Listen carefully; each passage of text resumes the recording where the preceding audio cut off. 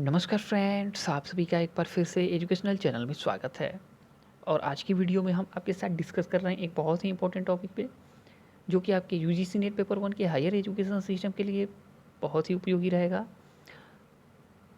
और टॉपिक है आज की वीडियो का नालंदा यूनिवर्सिटी यानी कि नालंदा विश्वविद्यालय।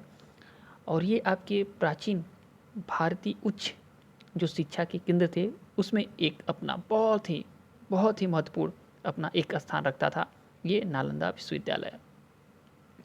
तो देखिए, भले ही आपका तक्षशिला दुनिया का सबसे पहला विश्वविद्यालय था, लेकिन नालंदा विश्वविद्यालय की तुलना में वो सिस्टमेटिक नहीं था, सुव्यवस्थित नहीं था। आपका नालंदा विश्वविद्यालय एक बहुत ही सिस्टमेटिक यूनिवर्सिटी थी, लेकिन आपका तक्षशिला देखें तो अनस्ट्रक्चर्ड था, यानी कि फैला हुआ था।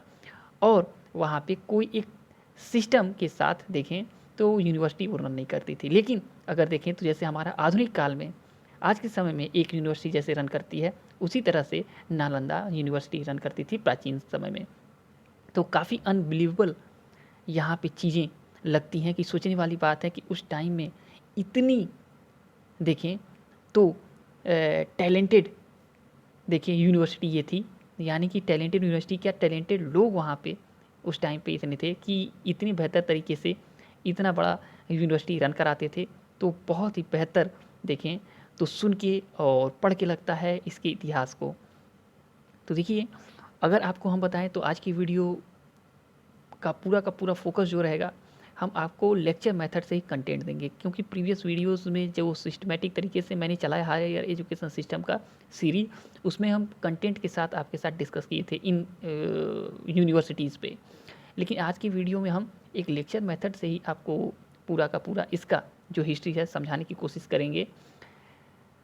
तो देखिए, इस यूनिवर्सिटी के इतिहास के बारे में अगर देखा जाए तो चीन के दो बहुत ही महत्वपूर्ण एक देखें यात्री के रूप में नाम आता है, एक हेनसांग का, एक आपका इत्सिंग का।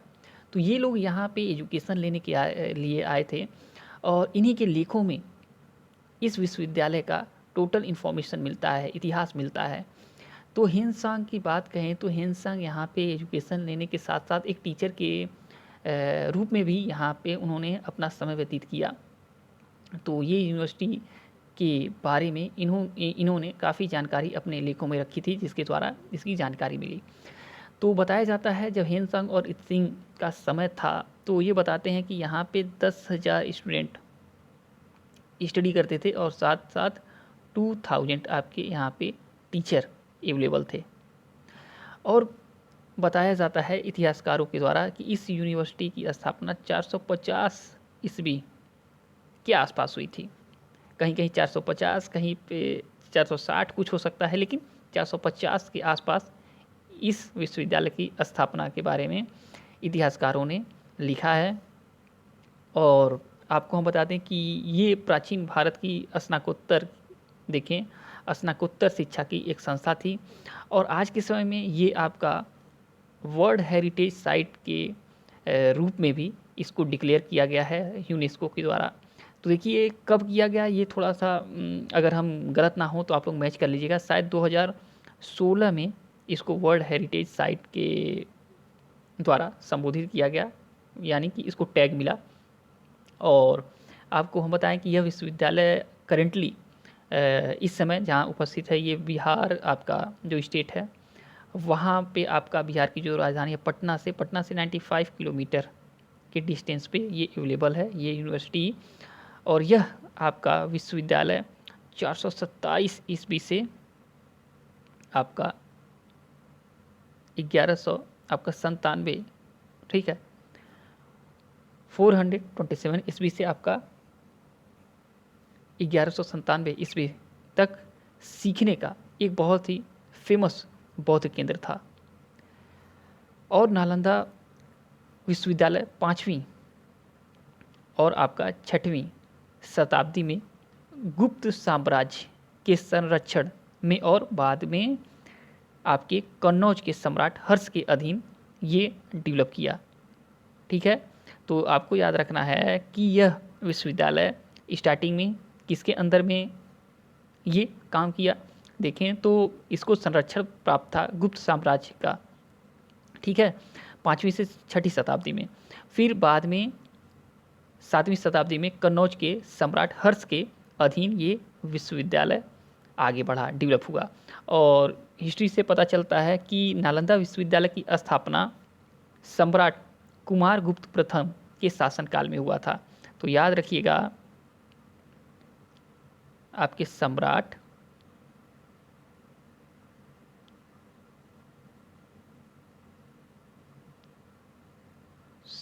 आपकी कुमारगुप्त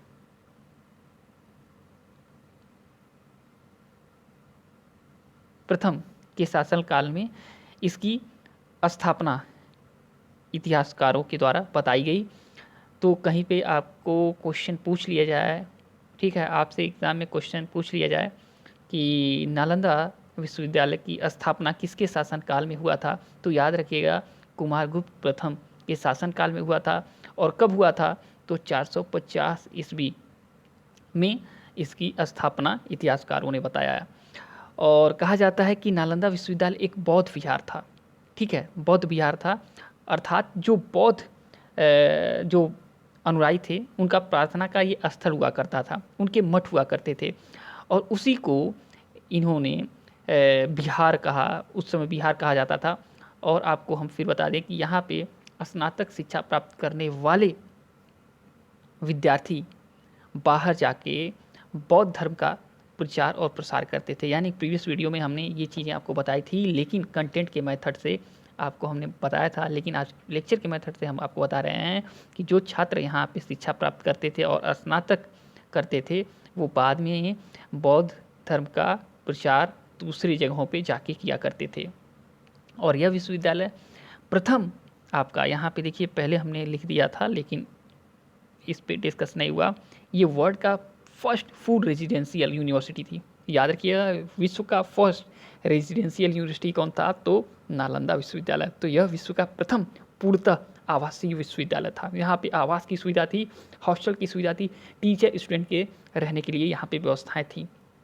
और आपको हम बता दें कि भारत के अलावा यहाँ पे कोरिया हुआ, जापान हुआ, आपका कोरिया हुआ, आपका जापान हुआ, आपका तिब्बत हुआ, इंडोनेशिया हो गया, आपका तुर्की हो गया, आपका फ़ारस हो गया। यानी फ़ारस देखें तो आज के समय में ईरान का जो एरिया माना जाता है, उस समय फ़ारस कहा जाता था। तो वहाँ से विद्यार्थी यहाँ पे शिक्षा लेने के लिए आया करते थे। और यहाँ छात्रों के रहने के लिए आपको हम बता दें कि 300 आपके कमरे हुआ करते थे, जहाँ छात्र और भिक्षु और छात्र यहाँ पे शिक्षार्थी जो हैं एक साथ रहते थे। और भिक्षु कौन, भिक्षु वो जो बौद्ध धर्म के अनुयायी होते थे, इंटेलेक्चुअल जो लोग होते थे, उनको भिक्षु कहा जाता था। और यहाँ पे टोटल जो एजुकेशन था वो निःशुल्क था, यानी कि शिक्षा थी वो निःशुल्क था। साथ साथ आपको भोजन का प्रबंध जो होता था वो भी निःशुल्क किया जाता था। यहाँ पे वस्त्र भी निःशुल्क दिया जाता था। यहाँ पे औषधियाँ, दवा भी छात्रों के लिए जो थी वो निःशुल्क थी। उपचार जो था पूर्णतः निःशुल्क था। तो यहाँ पे निःशुल्क व्यवस्थाएं ही चलती थीं। और विश्वविद्यालय जो परिसर था अत्यंत सुनियोजित था, अत्यंत जो था सिस्टमेटिक ढंग से इसका निर्माण हुआ था। और काफ़ी विस्तृत भूभाग में ये विश्वविद्यालय स्थापित किया गया था। और यह स्थापत्य कला यानी कि वास्तुकला अथवा भवनों को बहुत ही अच्छे ढंग से मानव की आवश्यकताओं के अनुसार स्थापित किया गया था। वो उस समय देखें तो तकनीक का बेजोड़ ये आपका दर्शन कराता है, आपका ये यूनिवर्सिटी। क्योंकि आज के भी देखें तो उस समय में जो इनका चीज़ें बची हुई हैं, अगर आप देखेंगे तो आपको लगेगा कि काफ़ी बेहतर तरीके से जो इनके बिल्डिंग्स हैं उनका निर्माण हुआ था। और पूरा परिसर एक देखें तो एक दीवार से घिरा हुआ था, ठीक है, एक दीवार से घिरा हुआ था। और जहाँ पे एक मुख्य द्वार हुआ करता था। और बता दें कि उत्तर से दक्षिण, जैसे कि इतिहास में लिखा गया है कि उत्तर से जो दक्षिण था इस विश्वविद्यालय के परिसर के अंदर, वहाँ पे मठों की कतार हुआ करती थी। और सामने मठों के अनेक भव्य स्तूप हुआ करते। स्तूप होता ना, ऐसे करके होता था, बहुत भव्य स्तूप आपके हुआ करते थे। और मंदिर स्थापित हुआ करता था इसके परिसर में। और मंदिर के अंतर्गत जो थे भगवान बुद्ध की मूर्तियाँ स्थापित रहती थीं। और इस परिसर में विशाल भवनों के साथ आपके सुंदर बागीचे हुए करते थे, गार्डन्स हुए करते थे और गार्डन के साथ साथ झील भी हुआ करती थी। तो आपको अब पता चला कि कितना सुंदर दृश्य आपके यूनिवर्सिटी का रहा होगा नालंदा का। ठीक है, तो देखिए एक जो मठ हुआ करते थे वो मठ कई मंजिला हुआ करते थे। ठीक है, और मठों के आंगन में कुआं हुआ करते थे उस समय। और इतिहासकारों के अनुसार माना जाता है कि आपके इतिहासकारों के अनुसार माना जाता है कि 1195 ईस्वी के करीब एक तुर्की आक्रमणकारी आया जिसका नाम था बख्तियार खिलजी। उसने ही यहाँ के बौद्ध धर्म, ज्ञान और आयुर्वेद की जो जड़ें थीं उसको नष्ट करने का फैसला कर लिया और बौद्ध भिक्षुओं को मार डाला। जो यहाँ पे इंटेलेक्चुअल जो टीचर्स थे उनको यहाँ पे काट डाला गया, मार डाला गया, फेंक दिया गया। और यहाँ पे जो आगे हम बात करेंगे कि यहाँ पे एक बहुत ही बेजोड़ आपका लाइब्रेरी था, पुस्तकालय था। वो पुस्तकालय आग के हवाले कर दिया गया और बताया जाता है उस पुस्तकालय में लाखों पुस्तकें, कोई कहता है किसी हिस्ट्री में लिखा गया है कि 19,000 बुक्स थी, कोई कहता है 1 लाख बुक थी। तो हम बता दें कि कितनी भी बुक हों, लेकिन बताया जाता है कि बहुत ज़बरदस्त बुक की व्यवस्थाएं यहाँ पे थी। और उस लाइब्रेरी को, पुस्तकालय को बख्तियार खिलजी ने आग के हवाले करवा दिया। और इतिहास में बताया जाता है कि वो 6 मंथ जो था वो बिल्डिंग्स जलती रहें और वहाँ पे जो भी पांडुलिपियाँ थीं, जो भी पुस्तकें थीं, वो जलती चली गईं और इतिहास जो था नष्ट होता चला गया। तो ये आपका जो बताएं तो थोड़ा सा इंट्रो था बख्तियार खिलजी के आक्रमणकारी और उनकी गलत नीतियों का एग्जाम्पल यहाँ पे दिखता है। और हम आपको बता दें कि हिस्ट्री में बताया गया कि बख्तियार खिलजी जब था ये एक बार बहुत बीमार हो गया था। उसके बाद उसकी तबीयत इतनी बिगड़ गई कि वो मरने के कगार पे पहुंच गया। तो उसको किसी ने बताया कि नालंदा विश्वविद्यालय में जो यहाँ पे गुरु हुआ करते थे, ठीक है, आयुर्वेद के, वो लोग बहुत ही बेहतर देखें तो दवा उपचार करते हैं। तो बख्तियार खिलजी के द्वारा बुलाया गया कुछ यहाँ के गुरुओं को, और बख्तियार खिलजी ने पहले ही मना कर दिया कि हम आपके कोई भी उपचार को ग्रहण नहीं करेंगे, क्योंकि जैसे कि वो इस्लाम धर्म के थे तो उन्होंने कहा कि हम आपका कुछ भी चीज़ें ग्रहण नहीं करेंगे, कोई दवा आपका बताया हुआ नहीं लेंगे। तो फिर इन्होंने कहा, जो यहाँ से जो गुरु जी थे आयुर्वेद के, तो वो जो गए तो उन्होंने कहा ठीक है, आप ऐसा करिए कि आप अगर अपने धर्म को मानते हैं तो आप अपने धर्म का कुरान पढ़ते होंगे। उन्होंने कहा कि आप कुरान कंटिन्यू पढ़ा करिए और आप ठीक हो जाएंगे। तो बख्तियार खिलजी ने सोचा अरे कुरान पढ़ने से हम ठीक हो जाएंगे, तो चलो इनकी दवा तो हमें कुछ नहीं लेनी पड़ेगी, लेकिन हम इसका उपयोग कर सकते हैं। तो उसके बाद बख्तियार खिलजी अपना ये जो था मेडिसिन जो था इसका उपयोग करने लगे और वो ठीक हो गए। अब क्या हुआ, उनको लगा अरे ये कैसे हुआ। तो जब फिर उन्होंने बुलाया जो नालंदा विश्वविद्यालय के जो गुरु जी थे, उन्होंने उनसे कहा कि ये कैसे हो गया कि मैं ठीक हो गया। उन्होंने बताया कि ऐसा था कि मैं आपके जो कुरान के पन्ने थे उस पर मैंने औषधि का लेप लगा दिया था, क्योंकि आप जब उसको पलटते थे और आप अपने जीभ पे अपनी उंगली को ले जाते थे तो वो औषधि जो था आपके पेजेस से आपके शरीर के अंदर जाता था और आप ठीक हो गए। तो ये था एक उनका उपचार का एक बेहतर नमूना नालंदा विश्वविद्यालय के जो गुरु हुआ करते थे। तो दिक्कत ये हुई कि अब बख्तियार खिलजी को ये लगा कि अरे ये लोग काफ़ी आगे हैं, बहुत बेहतर हैं, कल ये लोग आगे निकलेंगे तो इनका देखें तो काफ़ी सम्मान होगा और इनका काफ़ी प्रभाव होगा आगे जाके। तो उन्होंने सोचा कि अब इनको ख़त्म करना है। उसके बाद बख्तियार खिलजी ने इस विश्वविद्यालय को नष्ट करने का फैसला किया। तो यही था इसके इतिहास को ख़त्म करने का बख्तियार खिलजी का एक देखो तो बेकार सा दिमाग का उसका ये काम था। तो अब चलिए हम आपको बताते हैं कि यहाँ पे कौन कौन से सब्जेक्ट और कौन कौन चीज़ों की बुक हुआ करती थी, कौन कौन से यहाँ पे लोग जिन्होंने फेमस लोग यहाँ पे थे जिन्होंने अपना यहाँ पे टाइम व्यतीत किया। तो देखिए सबसे पहले हम आपको बता दें कि यहाँ का जो प्रबंध था उस पर हम बता दें। तो देखिए नालंदा विश्वविद्यालय का जो प्रबंधन की व्यवस्था थी, यहाँ का समस्त विश्वविद्यालय का प्रबंधन का काम देखें तो कुलपति या यहाँ के विश्वविद्यालय के जो प्रमुख आचार्य हुआ करते थे, ठीक, जो काफ़ी उच्च कोट के आचार्य होते थे वही कुलपति ही यहाँ पे बनते थे। तो वो यहाँ के पूरे देखें तो विश्वविद्यालय का प्रबंधन का जिम्मा उन्हीं के अंतर्गत होता था। और ये जो आचार्य हुआ करते थे, जो कुलपति हुआ करते थे, इनकी नियुक्ति देखें, निर्वाचन का काम, सिलेक्शन का काम जो होता था वो बौद्ध भिक्षुओं के द्वारा होता था। यानी बौद्ध भिक्षु मिल के ही एक आपके आचार्य को कुलपति के रूप में चुनते थे। और कुलपति के नीचे, ठीक है, 2 परामर्श जो समितियां हुआ करती थी। कुलपति के नीचे 2 परामर्श समितियां होती थी जो कुलपति को इन्फॉर्मेशन देती थी, जो विश्वविद्यालय के जो गतिविधियां होती थी। जो पहली आपकी जो समिति होती थी विश्वविद्यालय के जो कुलपति के नीचे, तो पहली जो समिति होती थी उनका काम होता था कि शिक्षा तथा पाठ्यक्रम से संबंधित कार्यों को देखना, ठीक है, शिक्षा तथा पाठ्यक्रम से संबंधित कार्य को देखते थे पहली समिति। और सेकेंड समिति जो होती थी, इनका काम था आर्थिक व्यवस्था तथा प्रशासन के कार्यों को देखना। यानी कि एक आपका हो गया टीचिंग के मटेरियल जो चीज़ें थी उससे संबंधित, और दूसरा हो गया जो विश्वविद्यालय का रन करने का प्रबंधन प्रशासन व्यवस्थाएं होंगे उसको देखने का। आपको बताते कि आचार्य की यहाँ बातें करें तो आचार्य जो हुआ करते थे यहाँ पे 3 श्रेणियों में, ठीक है, 3 आपके लेवल में यहाँ पे आचार्य बटे हुआ करते थे जो अपनी योग्यता अनुसार श्रेणियों में होते थे, ठीक है।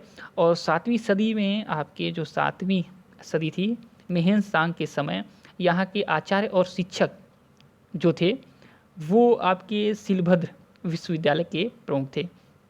तो जब मेहन सांग आए थे उस समय आचार्य थे इस विश्वविद्यालय के, ठीक है, वो थे सीलभद्र। और सीलभद्र जो थे ये उस समय विश्वविद्यालय के प्रमुख थे, हेड थे, यानी कि उस समय प्रबंधन का कार्य यही देखते थे। और इनके अलावा यहाँ के प्रसिद्ध अगर आचार्यों का नाम देखा जाए तो आपके सीलभद्र के अलावा आपके धर्मपाल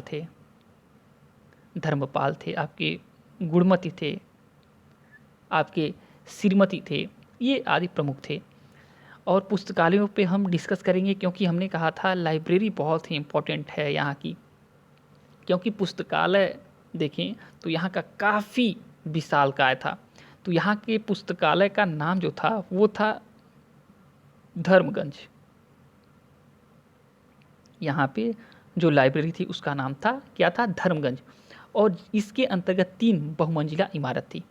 तो 3 बहुमंजिला यानी कि एक आपका जो धर्मगंज हो गया पुस्तकालय, और इसके अंतर्गत 3 आपके और बिल्डिंग थी।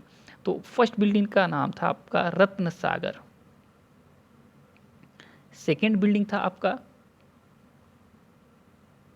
रत्नोदधि, और थर्ड आपका जो था रत्न रंजक। तो फर्स्ट रत्न सागर, रत्नोदधि और रत्न रंजक 3 बिल्डिंग थे। और इसमें रत्नोदधि जो ये रत्नोदधि था इसमें आपका बता दें कि 9 मंजिला इमारत थी। यानी रत्नोदधि जो बिल्डिंग थी ये 9 मंजिला इमारत थी। और यहाँ पे प्रसिद्ध पांडुलिपियाँ थीं। और कहा जाता है कि इन विश्वविद्यालयों में 90,000 से ऊपर पुस्तकें हुआ करती थी।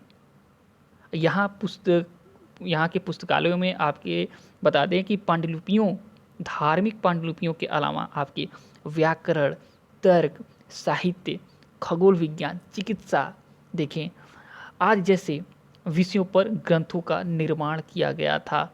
और आपको बता दें कि नालंदा के छात्रों ने महायान के साथ साथ बौद्ध धर्म के 18 आपके हीनयान। महायान और हीनयान क्या है, ये आपके बौद्ध जब दर्शन में पढ़ेंगे आप समझ जाएंगे। तो बस आपको याद रखना है कि यहाँ पे महायान के साथ बौद्ध धर्म के 18 हीनयान संप्रदायों के कार्यों का अध्ययन किया जाता था।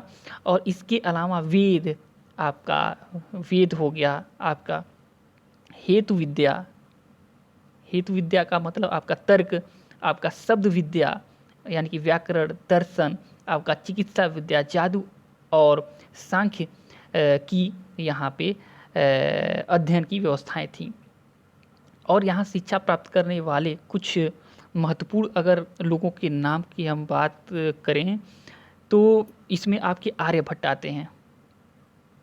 ठीक है, आर्यभट्ट, आपके आर्यदेव, आर्यदेव ये नागार्जुन के छात्र थे। ठीक है, नागार्जुन के छात्र थे आपके आर्यदेव।